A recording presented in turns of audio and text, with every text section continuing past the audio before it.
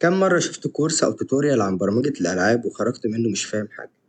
طب كم مرة شفت مطورين بيعملوا نفس المشاريع المتكررة على انجنز مشهورة زي يونيتي وانريل انجن، معظمهم في الحقيقة مش فاهم الكود ولا الجرافيكس شغال ازاي؟ طب كم مرة حاولت تكمل لوحدك واكتشفت انك مضطر تمشي ورا توتوريال معين خطوة بخطوة، وأول ما يخلص التوتوريال انت نفسك بتقف وما تعرفش تكمل؟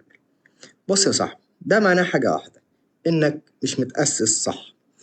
طب عارف إن شركات كبيرة زي يوبي سوفت لو هتقدم في منحة عندهم ممكن يطلبوا منك إنك تعمل لعبة بسيطة زي سبيس انفيدرز من غير أي جيم انجن؟ عارف ليه؟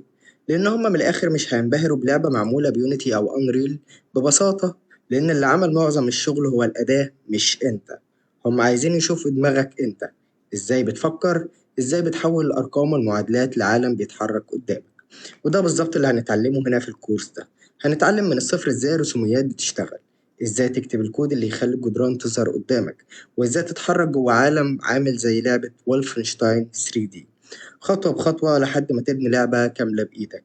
مش هتكون مجرد لعبة، دي هتكون نقلة من إنك مجرد بتقلد لإنك فاهم فعلا. فرق إنك هتخرج من الكورس ده مش بس معاك بروجكت حلو توريه لأصحابك، لكن معاك أساس يخليك تبدأ تبني كارير صح، أساس يخليك بعد كده لما تفتح أي محرك ألعاب تكون فاهم إيه اللي بيحصل جوه، وساعتها مش هتخاف من أي مشروع تاني.